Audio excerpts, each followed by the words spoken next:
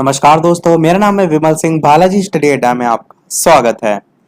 सामान्य विज्ञान के अंतर्गत जैसे कि हम आपको महत्वपूर्ण प्रश्न डेली जो है वो करा रहे हैं, तो यहाँ से हमारा चैप्टर स्टार्ट हो रहा है। एक नया चैप्टर का नाम है various types of wave motion, जिसके अंतर्गत हम कुल 20 प्रश्न जो है वो देखेंगे। और ये जो पार्ट होगा वो हमारा आज का होगा पार्ट नंबर 15। इससे पहले हमने देखा था इसका पार्ट नंबर 14, जो कि आपको साइड में आई बटन में पिछला वाला वीडियो मिल जाएगा, जहां पर क्लिक करके आप देख सकते हैं। और कंप्लीट प्लेलिस्ट से पहले के सभी पार्ट की डिस्क्रिप्शन में आपको मिल जाएगी, जहां पर आप इससे पहले के सभी पार्ट देख सकते हैं। और ये वीडियो हम देखते हैं डेली दोपहर 3 बजे, तो लाइव आकर भी आप ये वीडियो देख सकते हैं। ये प्रश्न आपके सभी परीक्षाओं के लिए उपयोगी है। किसी भी एग्जाम की आप तैयारी कर रहे हैं, यहाँ से प्रश्नों की प्रैक्टिस जो है वो कर सकते हैं। चलिए शुरू करते हैं। पिछले वाले वीडियो में जो मैंने प्रश्न पूछा था उसके उत्तर की। प्रश्न मैंने क्या पूछा था कि बादल और वायुमंडल का जो तैरना होता है वो किस कारण या किस रीजन से होता है। दाब यानी कि प्रेशर के कारण होता है, ताप यानी कि टेम्परेचर के कारण होता है, समुद्र से दूरी के कारण होता है, या श्यानता के कारण होता है। तो ये 4 ऑप्शन दिए थे, तो बताना था आपको इनमें से कौन सा सही होगा। ऑप्शन ABCD में से चलिए आप बात कर लेते हैं उत्तर की। तो यहाँ पर आपका ऑप्शन नंबर डी श्यानता जो है वो बिल्कुल सही हो जाएगा। श्यानता इससे पहले वाले पार्ट में मैंने आपको बताया भी था, एग्जाम्पल भी बताया था, जैसे कि शहद जो है इसमें श्यानता होती है। तो ये पिछला वाला पार्ट आप देख लीजिएगा। तो जिसने ऑप्शन डी दिया था उसका बिल्कुल सही है। चलिए शुरू करते हैं अब अपने इस वीडियो के प्रश्न। तो इस वीडियो का आपका पहला प्रश्न है, जो कि चैप्टर आपका है various types of wave motions. प्रश्न कह रहा है कि अगर एक आलू को कागज की सफेद बिना छपी प्लेट के ऊपर रख कर सूक्ष्म तरंग अवन में रख दिया जाए तो आलू गर्म हो जाता है, परंतु प्लेट नहीं गर्म होती है। इसका क्या कारण होता है, ये यहाँ पर पूछा गया है। आलू में से सूक्ष्म तरंगे जो है वो निकल जाती हैं, जबकि जो कागज है वो सूक्ष्म तरंगों को परावर्तित कर देता है, ये रीजन होता है। दूसरा कह रहा है ऑप्शन की आलू मुख्यतः स्टार्च का बना होता है, जबकि जो कागज है वो मुख्यतः सेल्यूलोज का बना होता है, ये रीजन होता है। तीसरा कह रहा है कि आलू में पानी होता है जबकि कागज में पानी नहीं होता है, ये रीजन होता है। या आलू एक ताजा कार्बनिक पदार्थ है जबकि कागज जो है वो मृत कार्बनिक पदार्थ है। आपको छांटना है कि इनमें से कौन सा ऐसा रीजन होता है कि अवन जो आप जानते हैं उसमें एक आलू को कागज की सफेद बिना छपी हुई प्लेट के ऊपर रखें तो आपका आलू तो गर्म हो जाता है, परंतु प्लेट जो है वो गर्म नहीं होती है। तो ऑप्शन ABCD में से बात करते हैं कौन सा उत्तर सही होगा, तो आपका सी वाला ऑप्शन सही होगा कि आलू में जो है वो पानी होता है जबकि जो कागज है उसमें पानी नहीं होता है। तो यही रीजन जो है आपका हो जाएगा, यानी कि आपका ऑप्शन नंबर सी यहाँ पर सही हो जाएगा। तो दूसरा प्रश्न देखते हैं कि समुद्री जल का विलवीकरण उत्क्रमित परासरण के प्रयोग द्वारा किया जाता है। और यहाँ पर जो लिखा हुआ है आपका विलवणीकरण, इसको इंग्लिश में क्या कहते हैं, इसको इंग्लिश में आपको पता होना चाहिए क्या कहते हैं। इसे कहते हैं डिसैलिनेशन, DESALINATION। ये आप कहते हैं डिसैलिनेशन विलवणीकरण को। तो 4 ऑप्शन दे रखे हैं, बताना है आपको। विलयन पर प्रयुक्त जो दाब होता है वो परासरणी दाब से कम होता है, परासरणी दाब से अधिक होता है, परासरणी दाब के बराबर होता है, या वायुमंडलीय दाब के बराबर होता है। ऑप्शन A, B, C या D में से कौन सा सही होगा, तो आपका यहाँ पर ऑप्शन नंबर B परासरणी दाब से अधिक, ये जो है वो सही हो जाएगा। तो विलयन पर प्रयुक्त दाब आपका परासरणी दाब से अधिक होगा। UPSC CDS में आपका यह प्रश्न 2017 में जो है वो पूछा गया था। देखते हैं अपना अगला प्रश्न तीसरा, कि जब किसी शेविंग ब्रश को पानी में से निकाला जाता है तब उसके बाल आपस में किस कारण चिपक जाते हैं। पृष्ठ तनाव के कारण, श्यानता के कारण, घर्षण के कारण, या प्रत्यास्था के कारण। तो 4 ऑप्शन दे रखे हैं, बताना है आपको इनमें से कौन सा सही होगा। ये प्रश्न मैंने आपको इससे पहले भी कराया है, वहां पर बताया भी था। आपको छांटना है कि पृष्ठ तनाव के कारण ऐसा होता है, श्यानता के कारण ऐसा होता है, घर्षण के कारण होता है, या प्रत्यास्था के कारण होता है। तो चलिए बात करते हैं उत्तर की। आपका ऑप्शन ABCD में से कौन सा सही होगा, तो आपका पहला वाला ऑप्शन पृष्ठ तनाव जो है वो बिल्कुल सही हो जाएगा।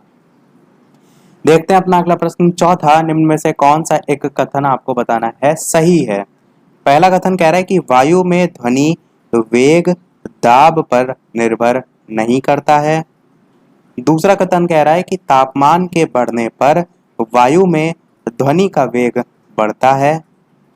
तीसरा कह रहा है कि आर्द्रता के बढ़ने पर वायु में ध्वनि वेग कम हो जाता है। और चौथा कह रहा है कि आयाम तथा आवृत्ति के परिवर्तन से वायु में वेग प्रभावित नहीं होता है। आपको क्या बताना है? आपको सही छांटना है, इनमें से कौन सा सही होगा। तो ऑप्शन ए, बी, सी या डी में से कौन सा सही होगा। चलिए बात करते हैं उत्तर की। तो आपका पहला वाला ऑप्शन यहाँ पर बिल्कुल सही हो जाएगा कि वायु में ध्वनि वेग दाब पर निर्भर नहीं करता है। ये आपका बिल्कुल सही हो जाएगा।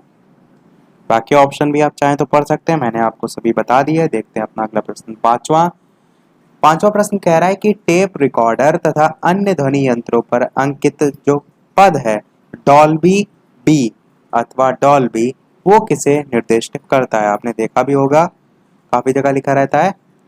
तो इसमें पूछा गया है पहला ऑप्शन आयाम माडुलित तंत्र, दूसरा कह रहा है आवृत्ति माडुलित तंत्र, तीसरा कह रहा है कि रव ह्रास परिपथ, और चौथा कह रहा है कि दोनों डीसी तथा एसी शक्ति प्रयोग में लाई जा सकती हैं। आपको बताना है कि इनमें से कौन सा सही होगा। तो चलिए बात करते हैं उत्तर की। आपको एबीसीडी में से कौन सा सही होगा। तो सी वाला आपका बिल्कुल ऑप्शन सही होगा कि रव ह्रास परिपथ जो है इसको निर्दिष्ट जो है ये करता है। अगला प्रश्न 6 कह रहा है कि एक कथन दे रखा है कि समुद्र तल के निकट मैक संख्या 1 पर जा रहे वायुयान की चाल की तुलना में 15 किलोमीटर की ऊंचाई पर मैक संख्या 1 पर जा रहे वायुयान की चाल अधिक होती है। कारण आपका दे रखा है कि ध्वनि की गति परिवर्ती माध्यम के ताप पर निर्भर करती है।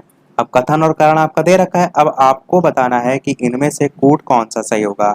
ए तथा आर, यानी कि कथन को ए से लिखा है, कारण को आर से लिखा है, तो दोनों सही है, परंतु आर ए की सही व्याख्या नहीं है। यहाँ पर क्या होगा, नहीं है। और दूसरा वाला क्या कह रहा है, दूसरा कह रहा है कि ए तथा आर दोनों सही हैं और आर ए की सही व्याख्या है। तीसरा कह रहा है कि ए सही है परंतु आर गलत है। चौथा कह रहा है ए गलत है परंतु आर सही है। अब आपको बताना है इनमें से कौन सा सही होगा।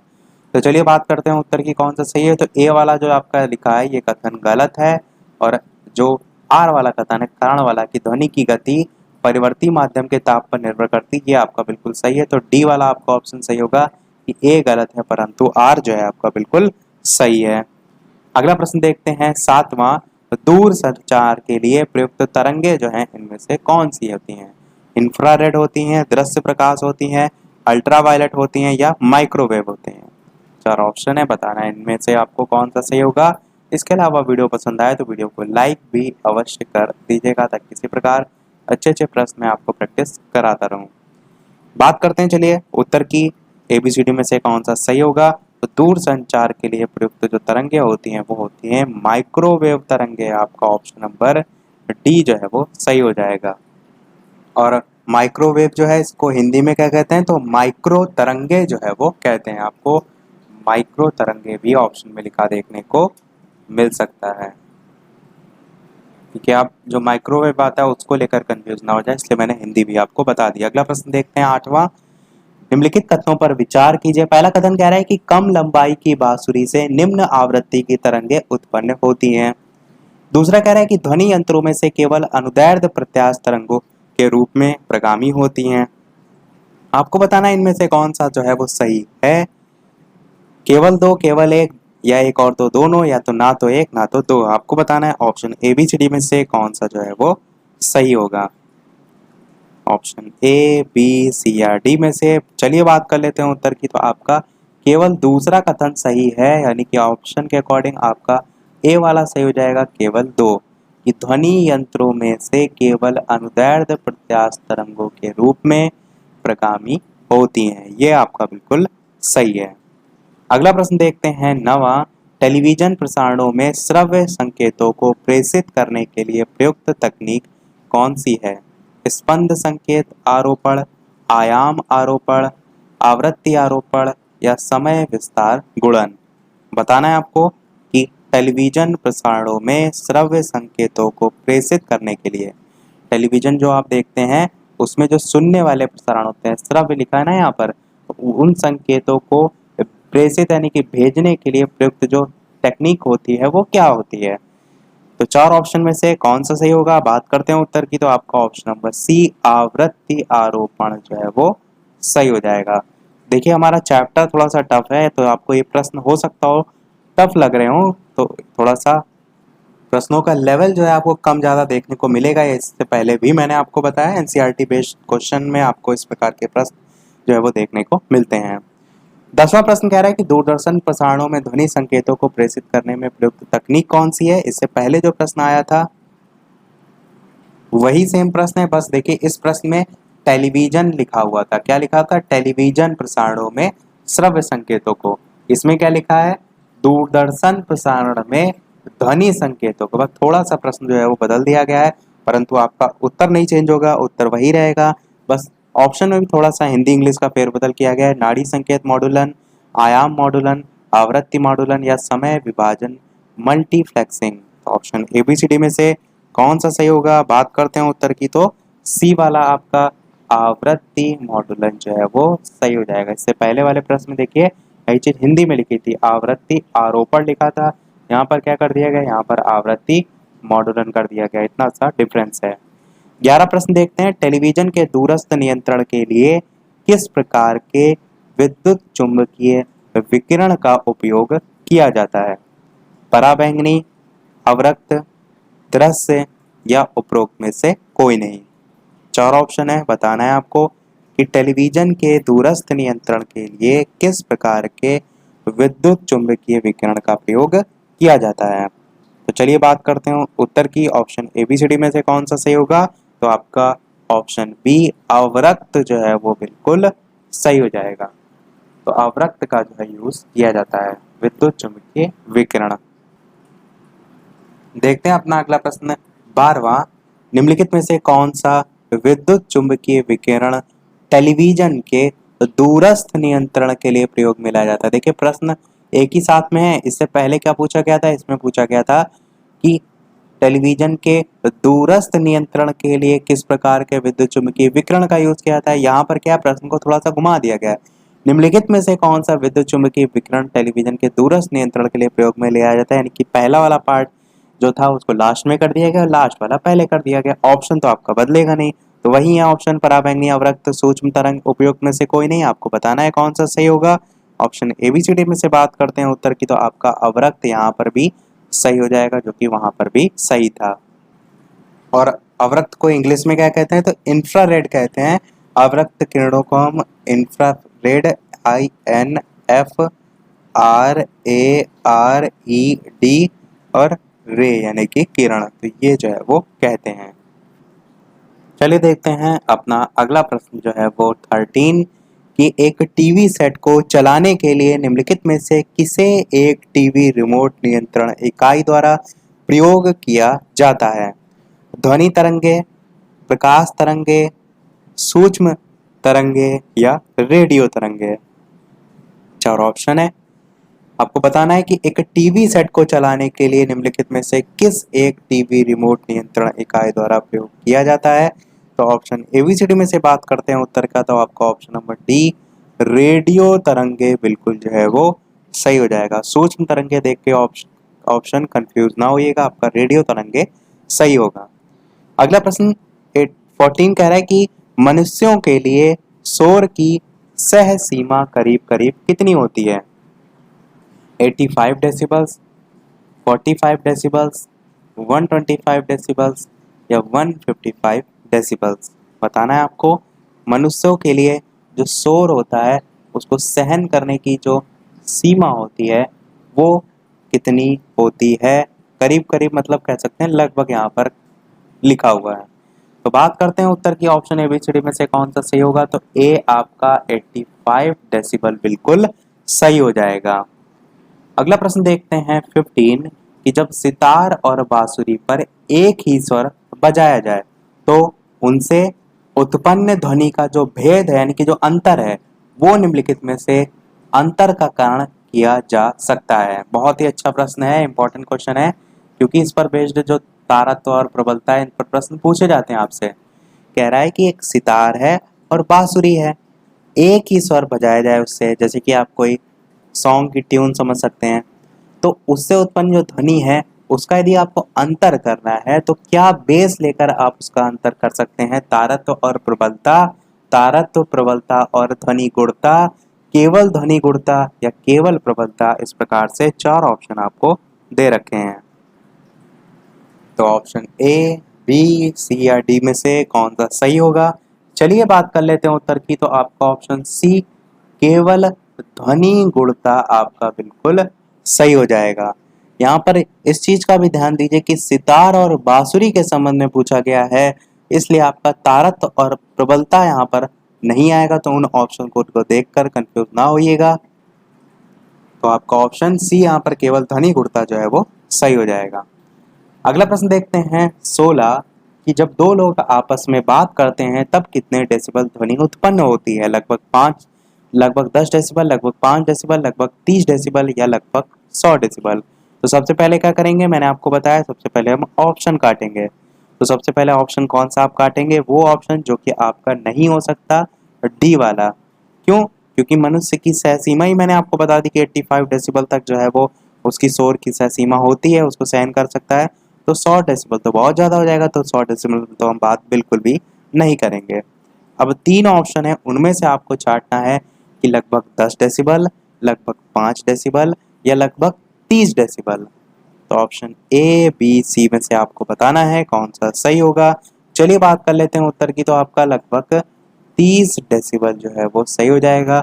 जब दो लोग आपस में बात करते हैं तब इतने डेसिबल की ध्वनि जो है, यानी कि 30 डेसिबल की ध्वनि उत्पन्न होती है। 17 प्रश्न कह रहा है कि 100 डेसिबल की आवाज की जो प्रबलता है उसका स्तर संगत होगा सामान्य वार्तालाप से, सुनाई भर देने वाली आवाज से, शोर शराबे वाली गली की आवाज से या यंत्र कारखाने के शोर से। अब यहाँ पर ऑप्शन सबसे पहले काटेंगे तो सामान्य वार्तालाप तो आपका इससे पहले हमने देखा बिल्कुल नहीं होगा। क्यों? क्योंकि वो तो 30 ही डेसिबल तक है आपका। सुनाई भर देने वाली आवाज जो है वो आपकी, जब आप मैक्सिमम 85 तक सहन कर पा रहे हैं तो उससे कम ही होगा, तो 100 तो ये आपका नहीं होगा। तो बी भी ऑप्शन आपका कट जाएगा। अब शोर शराबे वाली गली की आवाज से होगा या यंत्र कारखाने के शोर से होगा, इनमें से आपको सोचना है कौन सा सही होगा। तो option A, B, C, D में से कौन सा सही होगा? चलिए बात करते हैं उत्तर की। तो डी वाला आपका सही होगा, यंत्र कारखाने के शोर से आपका सही हो जाएगा। तो 100 डेसिबल की आवाज की जो प्रबलता है वो इस स्तर की होती है। शोर शराबे वाली जो गली है वो कहीं ना कहीं आप सहन कर लेते हैं, तो उसका डेसिबल भी स्तर 100 के आसपास तो नहीं होगा। इस प्रकार से भी आप सी वाले ऑप्शन को काट सकते थे। अगला प्रश्न 18 कह रहा है कि किसी टीवी सेट को चलाने के लिए रिमोट नियंत्रण इकाई द्वारा निम्नलिखित में से किसका प्रयोग किया जाता है? अब ये प्रश्न आया था, पर प्रश्न थोड़ा सा अलग तरीके से पूछा गया है। 4 ऑप्शन है, प्रकाश तरंगों का, ध्वनि तरंगों का, रेडियो तरंगों का या सूक्ष्म तरंगों का। Option A, B, C, D में से आपको छांटना है कि किसी टीवी सेट को चलाने के लिए रिमोट नियंत्रण इकाई द्वारा किसका प्रयोग किया जाता है। बात करते हैं उत्तर की। तो आपका ऑप्शन नंबर सी, रेडियो तरंगे जो है वो बिल्कुल सही हो जाएगा। चलिए देखते हैं अपना अगला और इस वीडियो का लास्ट प्रश्न। और इस प्रश्न के बाद एक प्रश्न हम आपसे भी पूछेंगे, जैसे कि सभी वीडियो में हम आपसे एक ना एक प्रश्न पूछते हैं। इसके अलावा वीडियो अभी तक आपने लाइक ना किया हो, थोड़ा भी वीडियो आपको पसंद आया हो तो वीडियो को लाइक भी अवश्य कर दीजिएगा। चैनल पर नया हो तो सब्सक्राइब भी अवश्य कीजिएगा। और टेलीग्राम चैनल से नहीं जुड़े तो डिस्क्रिप्शन में आपको लिंक मिल जाएगी, सर्च करके भी आप जुड़ सकते हैं। प्रश्न देखते हैं आपका क्या है। सामान्यतः स्त्रियों की आवाज का जो तारत्व होता है वो पुरुषों की तुलना में मामूली कम होता है, पुरुषों की तुलना में अधिक होता है, पुरुषों की तुलना में बहुत कम होता है या उतना ही होता है जितना पुरुषों की आवाज का होता है। तो 4 ऑप्शन दे रखे हैं, बताना है आपको सामान्यतः स्त्रियों की आवाज का जो तारत्व है वो इनमें से कौन सा सही होगा। ऑप्शन ए, बी, सी या डी। तो चलिए बात करते हैं उत्तर की कौन सा सही होगा। तो आपका ऑप्शन नंबर बी, पुरुषों की तुलना में जो है वो अधिक होता है, ये जो है वो सही हो जाएगा। अब 2-3 चीजें इससे संबंधित याद रखिए। क्या? सबसे पहले तो कि जो तारत्व होता है वो ध्वनि का एक गुण होता है, और अधिक यदि तारत्व होगा तो क्या होगा, जो आवृत्ति है वो भी आपकी जो है वो अधिक होगी। अधिक तारत्व होगा या अधिक तारत्व होने पर जो आवृत्ति है वो क्या होती है, बढ़ती है, और तारत्व कम होगा तो आवृत्ति घटती है। अब आवृत्ति यदि बढ़ेगी तो तारत्व है वो तीखा हो जाएगा। महिलाओं की जो आवाज होती है वो तीखी होती है, पतली होती है। तो वही यहाँ पर मैं कह रहा हूँ कि तारत्व, आवृत्ति और महिलाओं या स्त्रियों की आवाज जो है वो तीखी, इस प्रकार से तीनों चीजें जुड़ी हुई हैं। अब प्रश्न में देखिए क्या लिखा है, स्त्रियों की आवाज का जो तारत्व है वो कैसा होता है, तो पुरुषों की तुलना में अधिक होता है, और जब तारत्व अधिक होगा तो उनकी आवाज तीखी या पतली होगी, तो उनकी आवृत्ति जो है वो बड़ा होगा, और जो तारत्व है वो भी जो है वो अधिक होगा। तो इस प्रकार से सारी चीजें जुड़ी हुई हैं। तो चलिए अब देख लेते हैं अपना वो प्रश्न, जैसे कि सभी वीडियो में हम आपसे एक ना एक प्रश्न पूछते हैं। इस वीडियो का आपके लिए प्रश्न ये है कि किस स्तर से अधिक की जो ध्वनि है वो हानिकारक ध्वनि प्रदूषक कहलाती है। 100 डेसिबल, 30 डेसिबल, 80 डेसिबल या 120 डेसिबल। देखिए इस पर बेस्ड मैंने कुछ क्वेश्चन कराए। अब आप सोचिए कि इनमें से कौन सा जो है वो सही होगा। ऑप्शन ABCD में टाइप करके या डेसिबल भी डायरेक्ट संख्या टाइप करके वीडियो के मेन कमेंट में अपना उत्तर जो है अवश्य बताइएगा। आंसर देखेंगे हम इसका नेक्स्ट पार्ट में, इसी दोपहर 3 बजे जो है लाइव टाइमिंग है इसी में। तो इसी के साथ हमारे आज का पार्ट समाप्त होता है। आज के वीडियो में इतना ही। वीडियो पसंद आया हो लाइक और कीजिएगा, नए हैं चैनल पर सब्सक्राइब जरूर कीजिएगा, और कंप्लीट प्लेलिस्ट डिस्क्रिप्शन में आपको मिल जाएगी जहाँ पर इससे पहले के सभी पार्ट आप देख सकते हैं। तो मिलते हैं अगले वीडियो में नए टॉपिक के साथ, तब तक के लिए नमस्कार। Thank you for watching.